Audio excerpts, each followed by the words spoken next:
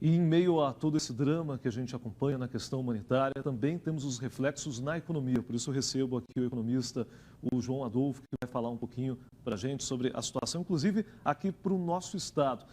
Ô João, primeiro eu gostaria de saber sobre a taxa de juros, né? Essa guerra provoca algum impacto nesse cenário também ou não? Bom dia. Bom dia, Fernando. Bom, a verdade é que a taxa de juros já vinha se elevando. Ela faz frente ao IPCA, que é a inflação oficial, ela conseguiu ficar acima e até por isso a gente vê que o dólar vinha caindo, né? Ele estava em 5,75, chegou a bater R$5, agora por conta do conflito tem se elevado ali, voltou para os 5,15. O que acontece é o seguinte, quando a gente tem esses conflitos geopolíticos, obviamente vamos ter problema na oferta de produtos, no escopo, na logística. E as incertezas fazem com que aconteça toda essa movimentação de capital entre as bolsas. O que a gente pode prever é que a inflação ela não tenda a ceder e provavelmente até siga aumentando novamente. Depois de passar desse período de pandemia, vem mais uma dessa. Então a inflação pode subir mais. Sim, a inflação subindo mais, a gente permanece a taxa de juros nesse patamar até um pouco mais elevada. Essa questão da queda do dólar, ela é positiva ou negativa para o Brasil? Na verdade, como houve essa elevação da taxa de juros, ficou mais interessante para os financiadores emprestarem dinheiro para nós.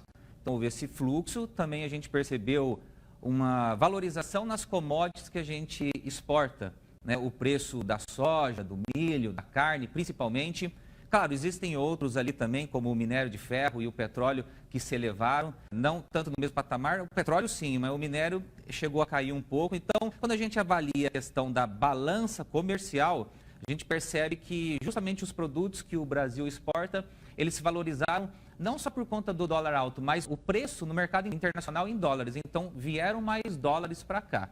Agora, em meio a um conflito desse, uma guerra acontecendo, as incertezas fazem com que os investidores migrem para os mercados mais seguros. Então, vai naturalmente para dólar, para ouro, para os Estados Unidos, para o Japão. Claro, como o Brasil está numa posição geográfica muito distante, né, do que está acontecendo, ele, de certa forma, até foi favorecido e está se tornando um ponto referência ali para alocar os recursos, né? Então, os fundos de pensão, os grandes investidores estão vendo o Brasil, que estava, de certa forma, barato, com o dólar valorizado, então o real desvalorizado, ficando interessante você fazer compra de ações por aqui. E houve esse movimento que a gente viu, em questão de 30 dias praticamente, o dólar cair de 5,75 para R$5, mas já mudou a trajetória, a tendência, né? A gente já viu que subiu para 5,15 e eu colocaria que provavelmente tende a subir mais um pouco nos próximos dias.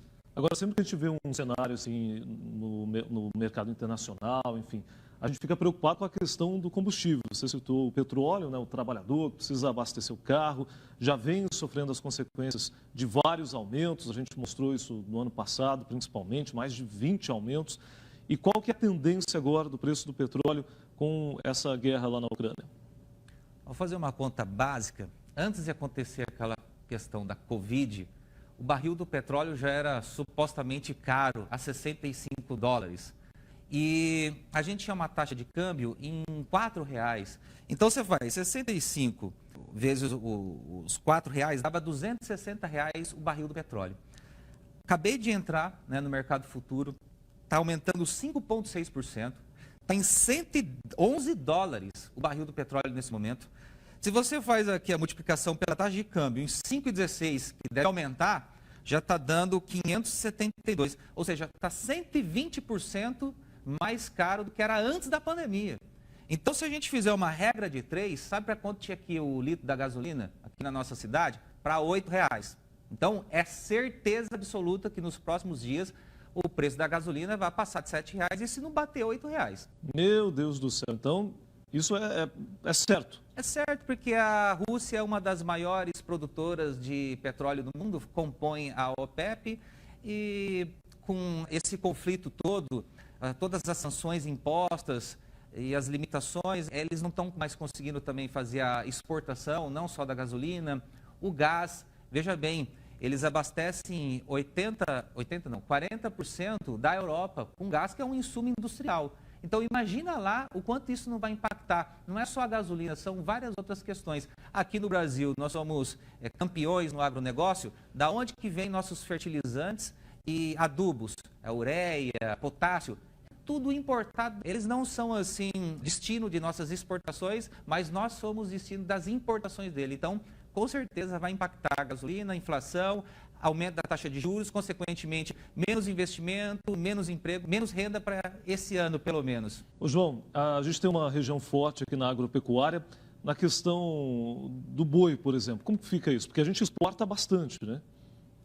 A verdade é que com a retomada da economia, depois da questão do coronavírus, aí já resolvido com a vacinação, a gente viu que elevou também, dobrou o preço da arroba, do boi. Então, a princípio, a gente percebe assim que a tendência é permanecer. Se quem estava esperançoso de repente, cair um pouco o valor do quilo da carne, acho difícil. Vai permanecer, se não aumentar. E para o produtor, o cenário está bom? Para quem vende, exporta? Para quem vende está bom, porque o dólar se elevando, quando ele faz a conversão cambial, ele recebe mais reais. E os preços dessas commodities internacionais, eles estão se elevando. Então, para quem é produtor, criador, pecuarista, esses aí vão ser favorecidos. É claro, você acabou de falar no bloco anterior que a soja teve uma quebra de 45%. Ah, então aumentou o preço da soja? Tá, mas eu estou produzindo menos, então tem esse contraponto, né? Já nós vamos entrar nesse assunto, vamos aproveitar então e ver a reportagem sobre essa quebra na safra aqui no Paraná. E na sequência a gente comenta também sobre os reflexos da guerra nesse mercado. O Edson é produtor rural, nasceu e cresceu na roça. E durante esse tempo, ele confessa que nunca tinha visto safra tão ruim assim. Nas áreas que já foram colhidas, a perca foi de 90%. Algumas áreas menos, outras mais.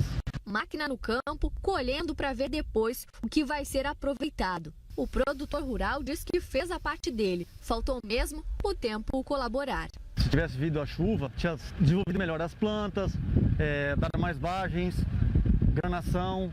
E aqui ainda veio uma chuva que ajudou um pouco, mas recuperou um pouco. Mas não foi na hora certa, né? Teria que ter vindo um pouco antes e ter continuado essa chuva, que não foi o que aconteceu. A falta de chuva durante o desenvolvimento da soja fez com que os grãos ficassem, pequenininhos e com baixo peso. Era para esses grãos estarem o dobro do tamanho. Sabe o que isso quer dizer para o produtor rural? Prejuízo. Segundo dados da SEAB, Secretaria de Estado da Agricultura e do Abastecimento, na região de Maringá, foram plantados cerca de 299.800 hectares de soja. Nessa safra, a área considerada ruim é de 60% e a média é de 40%. Isso quer dizer que nenhuma área, por enquanto, foi considerada boa. Eu acredito que esse é um dos anos mais difíceis para os nossos produtores. O Deral estimou que a produção neste ciclo deve chegar a quase 13 milhões de toneladas, contra 19,8 milhões de toneladas da safra anterior, uma baixa de 35%. Nós não temos na história um período tão difícil de uma estiagem tão séria nos momentos importantes da lavoura e que comprometeu toda a produtividade. Segundo esse economista, a safra de soja ruim vai fazer com que determinados produtos sofram aumentos nos preços. A gente vai ver o preço do óleo de soja alto por algum tempo ainda. É uma oleaginosa muito consumida na ração de aves, então o frango, o ovo vai ficar caro por conta dessa demanda. Então o setor de proteína, carne, ovos, frango, tudo eles, de modo geral, vai ser afetado pelo preço elevado. Agora eu te pergunto, João, diante da quebra da safra e agora mais esse cenário da guerra, o que interfere no mercado de grãos? Como o professor Julierme, amigo nosso aí, comentou, é tudo meio amarrado, né? Então, realmente, o que aconteceu no setor agrícola aí, quando espera-se vir a chuva, ela não vem, e quando ela resolve vir, também vem de uma forma demasiadamente exagerada, e isso complicou, trazendo todas essas perdas. Obviamente, quando você tem daí uma oferta menor, o preço se eleva, mas quando você faz quantidade vezes preço, talvez aquela receita que era esperada vai ficar aquém, inclusive, de repente, acionando aí questão de seguros por conta dessas perdas. a gente pode já projetar é como o professor citou, disso aí se estender para outros produtos que utilizam a soja como o insumo, no caso a criação de animais, principalmente os frangos e, consequentemente, na carne de frango, o ovo. É um momento um pouco complicado, porque a gente passa por uma pandemia, me vem uma guerra e, como se não bastasse, tem as questões climáticas que não favoreceram, um conjunto de dificuldades, né, externalidades negativas que, infelizmente, vão impactar esse ano, que ainda vem eleições, complicar um pouco mais em relação ao câmbio, enfim. Se a gente estava esperando vir alguma coisa de positivo, porque a pandemia supostamente foi superada, as expectativas já era de um crescimento muito pequeno, de 0,5%, capaz até de repente aconteceu uma recessão novamente com PIB negativo para 2022. Economista às vezes tem fama de trazer notícia ruim, mas é a realidade, né, João? Eu gostaria de fazer uma outra leitura, né? Eu gosto de ser imparcial. Os dados que nós temos nesse momento são esses. Tomara que o conflito lá na Rússia não se estenda muito e seja resolvido o quanto antes. Essa é a nossa torcida também. Então, muito obrigado, viu, pela presença Fernando, aqui no Primeiro sempre à Impacto Paraná. disposição. Tá, ok. Até mais.